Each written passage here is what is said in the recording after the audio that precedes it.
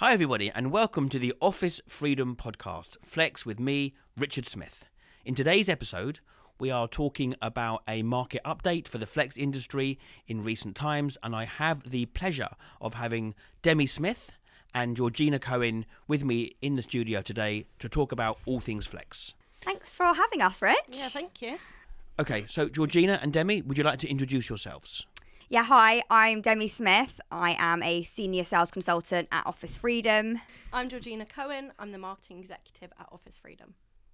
Okay, it's great to have you ladies here with us today. So, George, I think today you're going to ask me a few questions and we'll just have a nice chat about the market and about how things are going, and we'll go from there.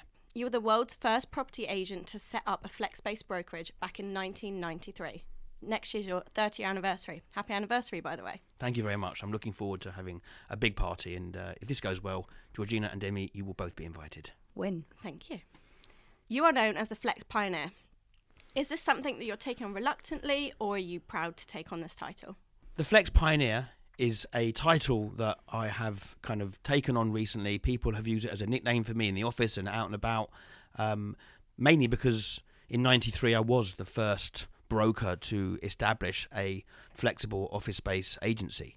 And reluctant, not quite reluctant, but would I rather be at home watching Netflix and talking about, you know, what's going on at the moment? Yeah, but I have a lot to share, and those experiences can be very helpful for a lot of people. So here I am. You've established a business that lists over 20,000 properties in 1,000 cities in over 150 countries. Do you think that the flex office space has plateaued, or do you think there's still room for growth? I think the room for growth is a major understatement. I think we've only just got started, really. Since the pandemic, it was already happening before the pandemic, but since the pandemic, companies are thinking more along the lines of flexible and hybrid and agile than ever before, and the amount of new properties coming on the market that are flexible solutions are increasing every day, and it's predicted to have circa 50,000 flexible office buildings within the next 20 years, and they're already at around 20 to 30,000. So it's got a long way to go because it's such a popular concept. So there's a trend for companies to be transitioning from the traditional lease onto more flexible office space solutions. What do you think this is down to? Well, the reason that people are going more flexible is because no one knows where they stand. I mean, in today's world, it's very uncertain with inflation, with interest rates, with the energy crisis, with the war in Ukraine. A lot of things are up in the air. So I think that people need to have flexible solutions more than ever. I mean, Demi, you've been seeing this a lot in recent times. You've got a lot of clients you've been working with. What's the message that they're giving you?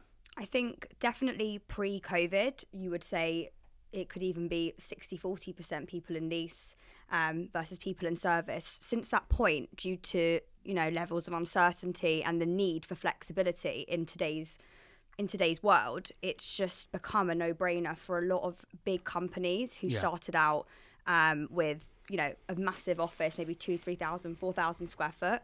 Downsizing, hybrid working has become a massive thing. Yeah. So I've particularly seen, big companies that have moved from lease to service post-COVID because it's just the option that makes the most sense at this moment in time. Companies need flexibility, and that's I think something you can't get with lease. I think that momentum is only going to go in a forward direction as time goes on. The market took a turn for the worst in 2020, but it's bounced back since. Can you share some insights into the supply and demand at the moment?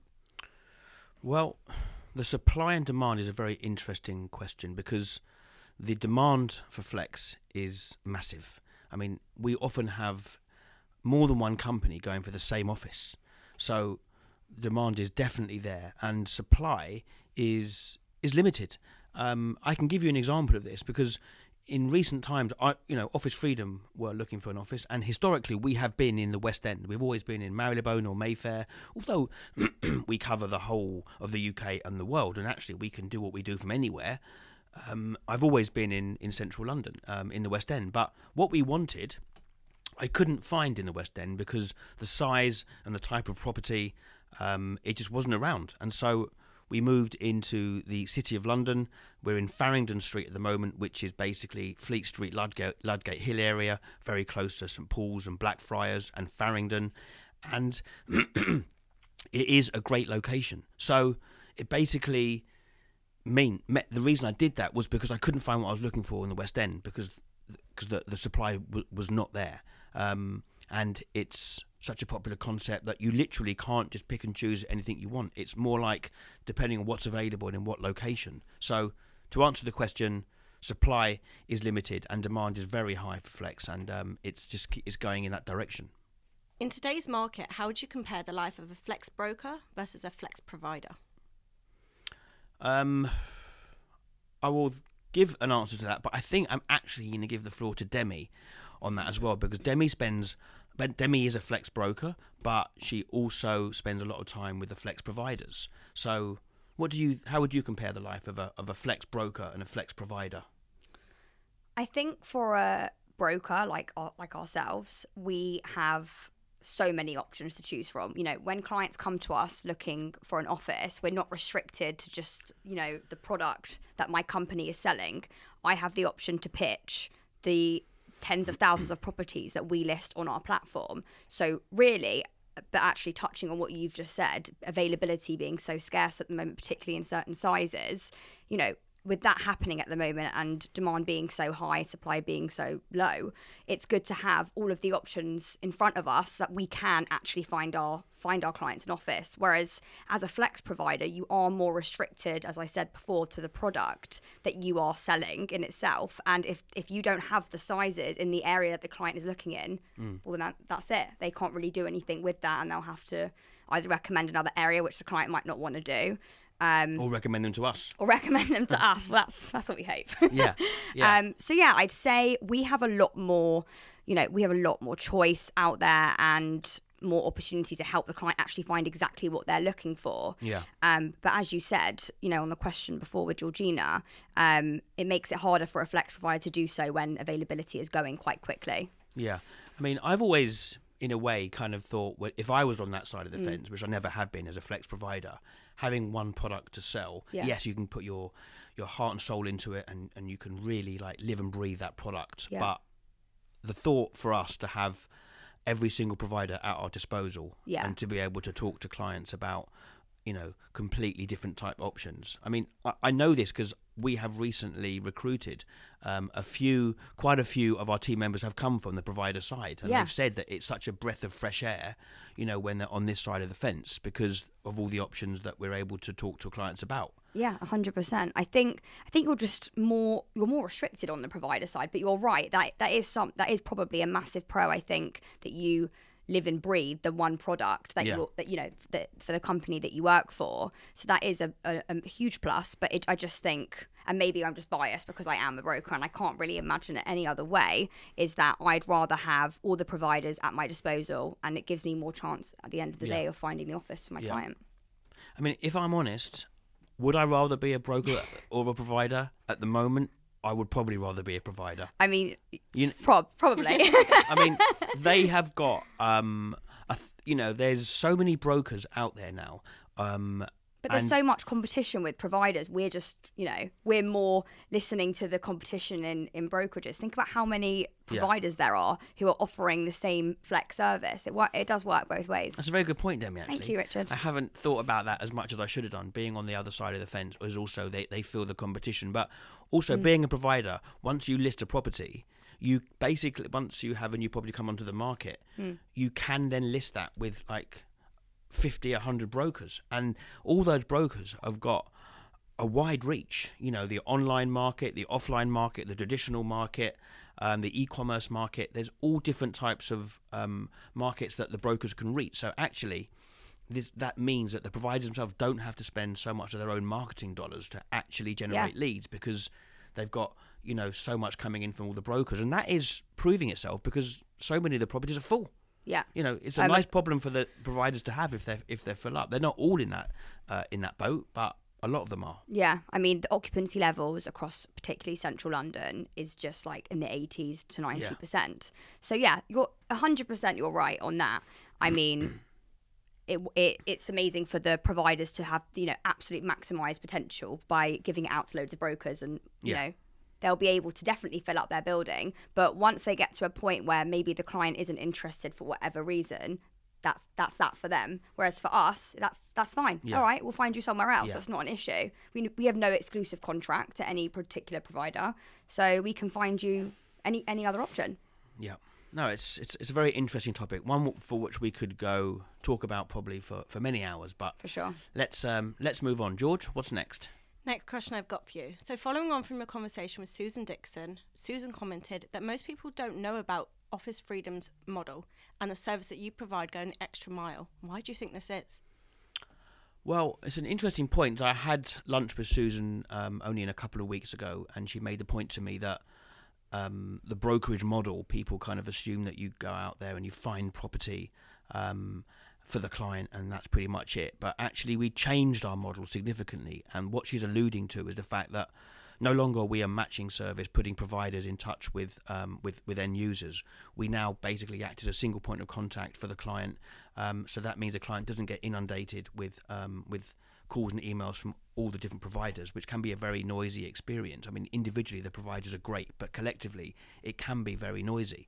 But once we found the space for the client, what we now do is we now take very seriously the part about negotiating the price down for the client, and it's something that the end users, the clients, they really appreciate. They don't quite know that that's coming, actually, because they think that once we found the space, then that's it. But actually, we're passionate about getting the best terms for the client, and bizarrely, what Susan was alluding to, that means that the better deal we do for the client is the lower our fee, which, does that make commercial sense? Well, actually it does in the end, because when you have a happy client, you have a client that comes back to you, and when you have clients that have global offices, then you have international business as well. So you make up for the fact that you're doing a great deal for the client and the lower revenue, because you get more business. And then we go to another step, which is basically we also look at the terms and conditions for the client. Now, please don't get confused, anybody, by thinking that we are in any way legally qualified. We're not, but we know our way around these legal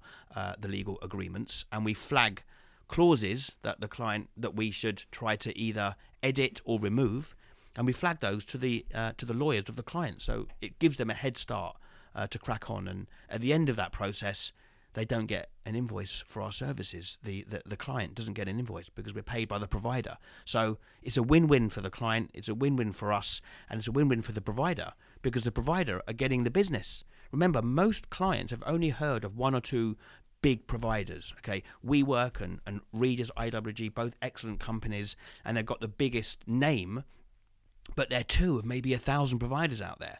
So most of the providers are not that well known by the general business public. What we do is that we make sure that we put all the different providers on the radar of the client so that they all get a fair opportunity to close that business. So everyone's a winner.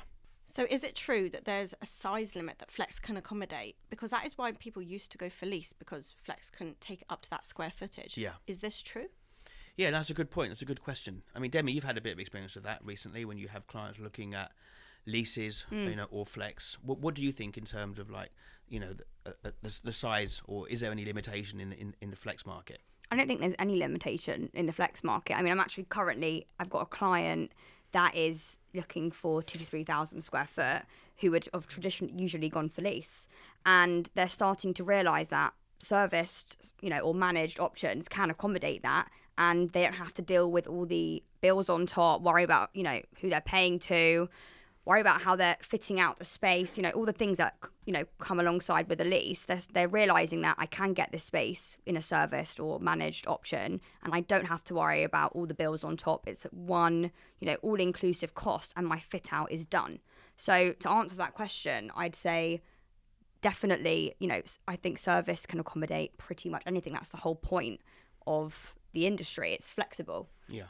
I mean, serviced, and there's also managed. So managed solutions are what we call in between a serviced office and a traditional lease, which is basically a managed solution, which is a customized, fitted out solution given to the client, but actually it can be of any size. So for example, if a client wants 10, 20, 50, 100,000 square feet of flexible solution, yes, they may not be able to go into the flex market and go and have a choice of lots of different serviced offices, but a lot of the providers that we deal with, the flex providers, they will go and lease the properties out themselves and then do a back-to-back deal with the client who doesn't have to take on the full repairing and insuring leasehold liability. They will just do a managed, flexible solution that is customized and presented to them. So the answer to your question is that there is no limit because the industry has evolved, the buildings are a lot bigger, and if the existing need isn't actually available on the market, then it can be created by the flex provider taking on leases themselves, then doing back-to-back managed solutions. So that explains why bigger companies now are embracing flex instead of going for the traditional leased route. Yeah. Yes, it's true. It's become a viable alternative to leases, and the industry is now embraced by the world's largest companies as well as SMEs and startups. Demi, you must get a fair share of different types of size clients. Yeah, and I think there's an option for everyone, in our world, whereby, the classic startups or, medium-sized companies can go for a normal serviced office, amongst loads of other offices in the building. Whereas if you're a company that needs a self-contained, bespoke, fitted out space, that's also fine because we have managed options as well. You have like the choice in the industry, whereas with flex, you don't have, with lease, sorry. We also cover leases. It's important to understand that we're a full service firm. So we are doing several lease transactions at the moment because flex is not for everybody. It just so happens that businesses are transitioning from flex to lease in many occasions, but not every occasion. So we have a team that handles leases, so we can accommodate leases or freeholds. Some clients want to go and purchase buildings. So yeah, we accommodate all types of requirements. However, the market is going down the flex route more than ever before, and that's what most of the transactions that we're doing. So yeah, it's interesting times. Demi, I have a question for you. Okay then. What's it like working with your dad at Office Freedom? Do you want the censored version? Censored, uncensored. I mean, how long has it been now? It's been 3.5 years now at Okay. Office Freedom. I mean, I think we can both agree that at the beginning it was challenging, going from, a home environment being, father and daughter, and then transitioning into an office environment whereby you are my boss and, we had to establish boundaries. But I think, that was however long ago now, we definitely managed to do that. Yeah. And we have, I'd say, like a good working relationship. I agree. I mean, it's definitely, I'm sure you'd agree that there are some occasions when you can be pretty spicy. I don't think so. At home. I don't think that. And yeah, so that did present a couple of challenges here and there at the beginning, but so I it's agree. my fault. Of course, it's all your fault. But I agree that I really do enjoy working with you and you, George. But this is just Thank you. Having this conversation about what it's like doing a father and daughter thing in the office. But Demi, for you, you started, as you said, 3.5 years ago, and you were initially you were handling smaller inquiries out of London, which I think suited you because obviously you were new to the market, you were new to the industry, you were learning everything as you go along. But it's probably fair to say that also the idea of actually attending viewings at that time, you probably didn't really embrace that so much, and it probably suited you. But I've noticed an amazing evolution of your confidence, and how you've learnt more about the industry and about the company and about the market. How's that been for you as you've gradually increased your confidence and learned more about the industry and the marketplace, and how's that been? Yeah, I mean, as you said, so I started as what we call in our company the property consultant. So that's mainly dealing with areas outside of London. So as you said, there was no attending viewings. So in that level, I mean, it was great to have the high frequency, the high volume of leads coming in left, right and centre, and having so many things on your plate and just sit at your desk while you're doing it. Yeah. So that was like a mad concept for me. And obviously now, fast forwarding a few years later, I'm now the senior consultant, one of the senior consultants at Office Freedom, and that involves me basically disappearing for hours on end of the day to go meet. Are you working? Well, are you going to go? Chilling. Are you going to the cinema? What are you doing when you're disappearing? Actually, yes, I'm going out meeting clients day to day, and for me, I firstly love having a look at all the buildings, love seeing the contrast, you know, in different types, whether it's really, really modern or quite, you know, an old school sort of Tudory look of each building. And I like, you know, gathering up the different tastes of my clients. And meeting the providers, because you meet so many different providers. And so many.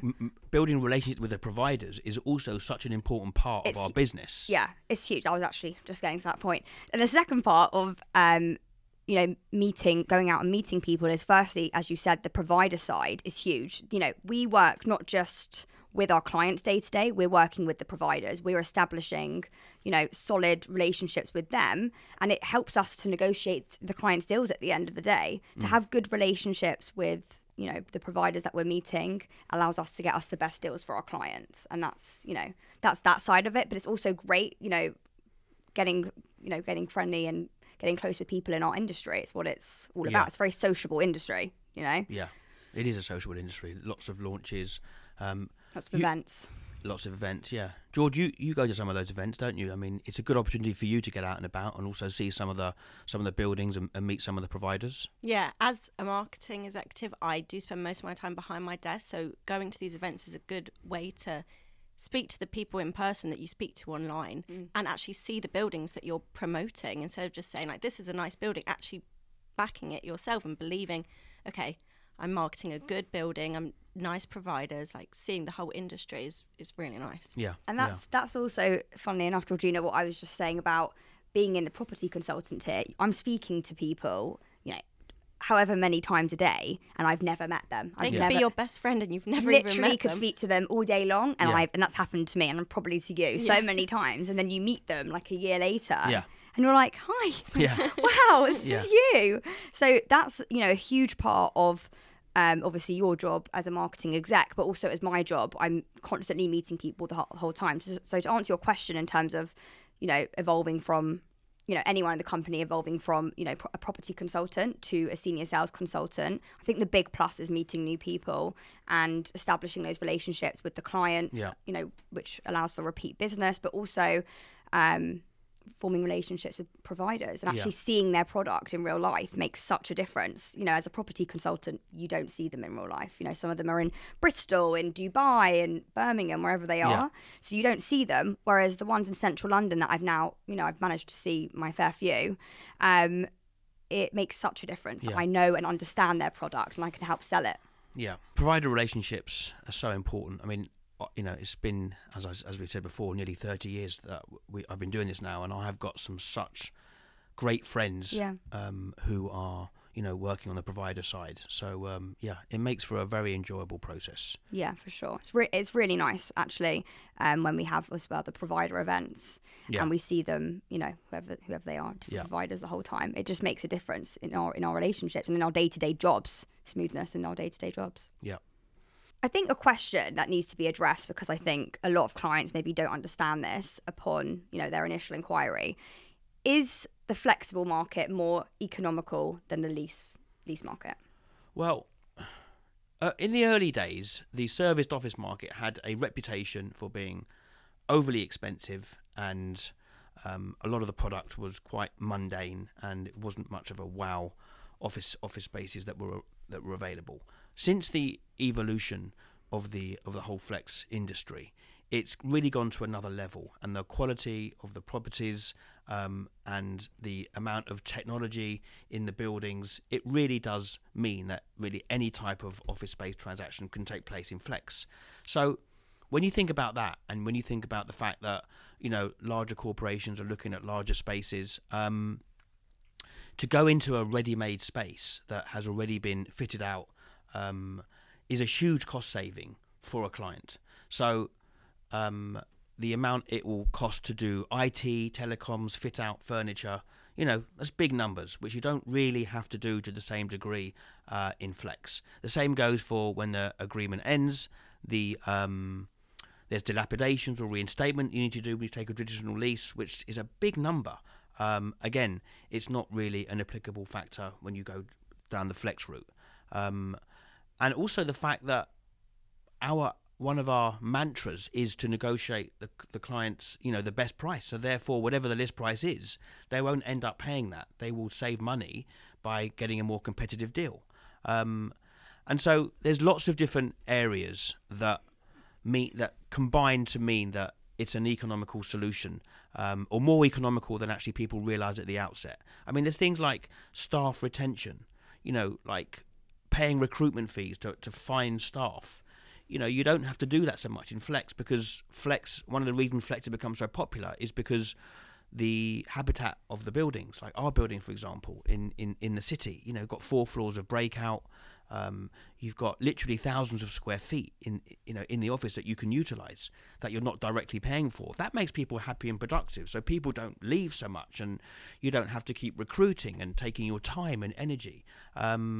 And also, when you work out a rent per square foot for a serviced office, I mean, we're paying probably not far off £300 a square foot for a very high quality office in the city, right? And that sounds an exorbitant amount of money.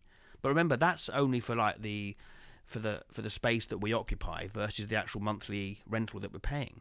But remember, we've got access to about 4,000 square feet of breakout space and meeting rooms, and there's credits on the meeting rooms. So actually, we might be using 1,000 for our 30 staff in the office, but actually we've got access to another 4,000 square feet. So do you divide, what you're paying by the square feet we're in, or do you divide it by 2,000 or 3,000 square feet? Because if you do it by 2,000 or 3,000 square feet, suddenly we're paying £150 a square foot, or maybe £75 a square foot, because we've got access to 3 times the amount of space that we're actually using.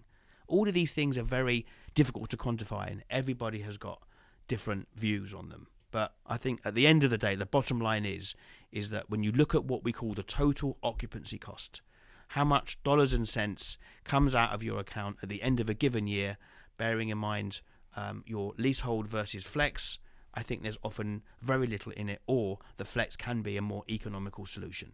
So that's definitely addresses the concept that used to be in play of serviced offices are way too expensive versus lease. Richard, what are your thoughts on the whole working from home since the pandemic is coming to an end now? Well, that's an interesting point about the pandemic coming to an end. I don't think it is. I think we'll be living with a pandemic, probably long term. And if it's not this one, it might be another pandemic. I think it's become into our culture now. And obviously during lockdown, everyone was at home. And then soon after lockdown, a lot of people stayed at home. A lot of the largest tech companies said that, some of them said you can stay at home permanently. But you only need to get on the train or drive into town, and you can see that people are returning back to the office. Not 100%, obviously, and it's taking its time. It's quite gradual, but I think people miss being around other people. And the answer is that personally for me, I love being around the team, and I love being around everybody and being out and about and meeting people. Yes, the working from home does have some benefits, but I can see a gradual return to the office. So for me, that's how I love to work. And we've recruited a load of people recently, and how can you train people if you're not with them, and how can you mentor them, and how can you collaborate? What's your view, Georgina? Well, I think personally, working with my CMO, when we're both working from home, I find that there's that virtual barrier that she's trying to explain something to me, but I have no idea what she's talking about. I'm a visual learner. I like being in person. Yeah. So I like the fact that we can go off into one of the breakout spaces and talk about what we want to do for the week, our plan. I find that very difficult to do at home, and we have to Teams call each other and share our screens. Actually, I much prefer working in person with her and being able to step away from the office for 1 second and say, actually, this is what we want to do for the week. Like, let's draw it out, map it out in person, and just bounce ideas off each other. Oh, I often see you and Julie sitting in the breakout spaces. Sometimes I worry that you're actually talking about me, but no, actually always working. Oh, I see. Okay, that's good. And Demi, what do you think? I mean, I know you aren't about viewing offices with clients so much of the time, so it's very difficult to do that. It's impossible. You can't do that from home, really. I think, especially being in a sales environment, I personally thrive more when I'm bouncing off my other colleagues doing the exact same thing as me. But yeah, of course, I mean, the main part of my job is viewing with my clients, and it's just more difficult to form that relationship with your client on the phone and not actually be able to go and see what they want to have a look at. I mean, it was virtual tours throughout most of lockdown. Yeah. So it's hard for them to get a gist of actually the office space and the building that they're potentially going to be looking to get. And it just makes our jobs a lot harder. But I think what I'm seeing now is that my clients a lot of them were working remotely, or they've downsized and they're hybrid working. They prefer being in an office, working collaboratively with their team. I think there's pluses for both, but I think ultimately people are struggling to be at home nowadays. I think they are desperate to be in an office space. Keeping work and home, I think separate is quite important for sanity purposes. But yeah, I'm seeing that with a lot of my clients. They're buzzing and they need to get back to the office, even if it's more so at the moment hybrid working. A lot of companies are just mixing it up. So like if there's 40 people in a team, they'll get a 20-person office, and 20 of them will come in 1 week, 20 of them will come in on their alternate weeks, and it works good for them. So that's happening a lot at the moment. I think for the world's largest companies, there's definitely a lot of hybrid. I mean, I do a lot of work for Standard Chartered Bank, for YouGov, and around their various offices globally. Some of their offices that they have, they're occupied sometime, and sometime the staff are at home. There's definitely a mix. But from the smaller, medium-sized companies, I'm seeing the streets of London, for example, a bit busier than ever before. I mean, before we talked about us moving into the city versus the West End, and I thought the city was not as vibrant as the West End. But actually, where we are, we've got Blackfriars, we've got St Paul's, we've got Farringdon. It's like everything you need is around you. There's so many people and a great atmosphere. Our building's amazing. Like all the staff love it, and it's just busier. But the answer is that I think people do want to spend a bit more time in the office, and one of those things is probably related to the energy crisis. I mean, the more time you're at home, the more time you're using electricity. Charge your phone in your offices, people. Take all of your electricals to the office. And I think Flex can help with that to some degree, because obviously, Flex pricing is all inclusive. Once you negotiate your deal, it's fixed, and you're not at the mercy of the prices that can fluctuate in a leasehold situation. For example, in a lease, if something happens in the building, like the lift needs to be renovated, or the roof needs to be replaced, or the exterior needs to have works on it, that will come with a cost, and that will come with what we call an extraordinary service charge bill, like outside of what's expected. So there's lots of hidden costs in leasing, and obviously energy, electricity in leasing is exactly what you use. Whereas in a Flex solution, it is fixed. Once you agree your terms, you've agreed your terms. And it's definitely cheaper charging up your phone in the office than it is charging up your phone at home. So, you've got inflation to contend with. You've got interest rates have gone up. There's so many different factors that are causing concern. So, I think the flexible solution addresses a lot of those things. And the most important thing I see in my office is happy people and smiley faces, because we've created a habitat that makes people happy to come to work. So there's lots of reasons why that's in place that we've talked about. But from your perspective, George, what do you think of our office, and have many people heard of our provider? It's one provider. They're called Hub. They've got one location. What do you think of it? So before we actually moved into Hub, if you would have said the word Hub, I've never heard of that. Yeah. It doesn't exist. Now that we've heard about it, working in marketing, seeing the amount of locations they have is amazing. And it makes me think, why have people not heard of Hub itself? I mean, there's so many independents as well that no one's ever heard of, that actually their product is amazing. Like Hub space itself, floors a breakout space, so much room for growth.